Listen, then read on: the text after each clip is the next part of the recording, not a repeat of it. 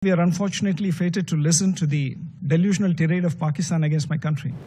A country that bombs its own people, conducts systematic genocide, can only attempt to distract the world with misdirection and hyperbole. This is a country that conducted Operation Searchlight in 1971 and sanctioned a systematic campaign of genocidal mass rape of 400,000 women citizens by its own army. The world sees through Pakistan's propaganda. President, at the outset, I congratulate Russia on assuming the presidency and thank the Russian Federation as the President of the Council for holding today's open debate on the topic of women, peace, and security.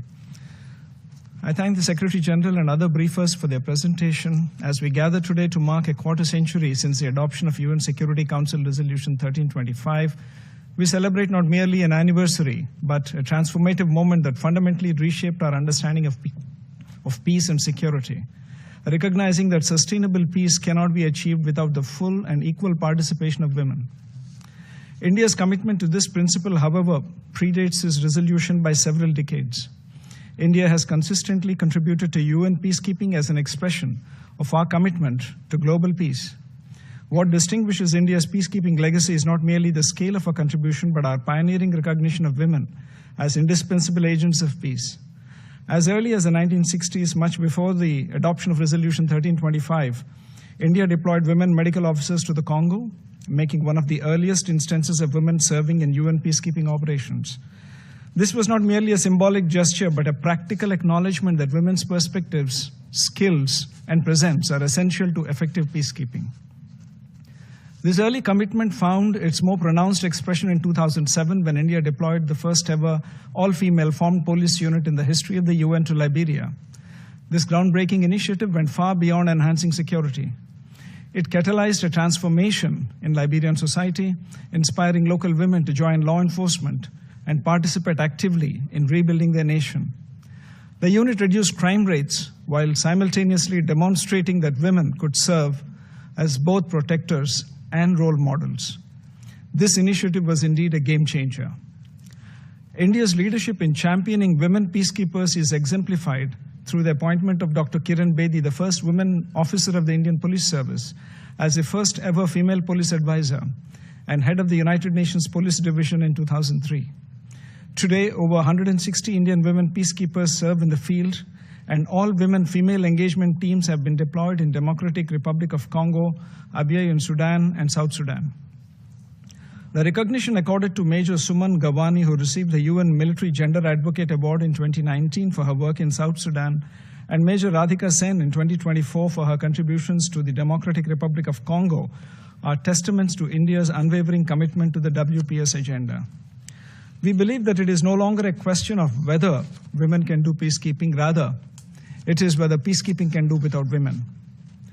Through these deployments, India has demonstrated the profound impact of women peacekeepers in peacekeeping operations. They build trust in communities, give hope to vulnerable populations, particularly women and children. Most critically, they help address gender-based violence and ensure that peace processes reflect the needs and perspectives of all segments of society. They inspire women in conflict zones through example that they too can be leaders and protectors. In the words of our External Affairs Minister, Dr. Jaishankar, women peacekeepers are messengers of peace. Recognizing that this transformation must extend beyond our own contributions, India has invested significantly in capacity building, particularly for women peacekeepers and those especially from the Global South. The Center for UN Peacekeeping, established by the Indian Army in New Delhi, has become a center of excellence, training over 12,000 troops annually. In 2016, the center launched a special course for female military officers, training 72 women officers from 39 different troop-contributing countries that year. This flagship course equips women peacekeepers with essential skills in operational planning, protection of civilians, prevention of sexual exploitation and abuse, and gender-sensitive leadership. We have also dispatched mobile training teams to several nations worldwide. I'm happy to recall that in February 2025, India hosted the International Conference on Women Peacekeepers from the Global South, bringing together women peacekeepers from 35 nations.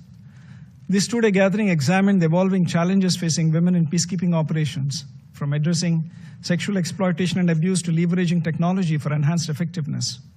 The conference was not merely a forum for discussion, but a platform for developing actionable strategies to increase women's participation and their impact in future peace missions. More recently, in August 2025, India hosted the UN Women Military Officers Course, which saw a participation from 15 countries. President, every year we are unfortunately fated to listen to the delusional tirade of Pakistan against my country, especially on Jammu and Kashmir, the Indian territory they covet. Our pioneering record on women, peace and security agenda is unblemished and unscathed. A country that bombs its own people, conducts systematic genocide, can only attempt to distract the world with misdirection and hyperbole. This is a country that conducted Operation Searchlight in 1971 and sanctioned a systematic campaign of genocidal mass rape of 400,000 women citizens by its own army. The world sees through Pakistan's propaganda. President, as we look ahead, India remains unwavering in its commitment to the women, peace and security agenda.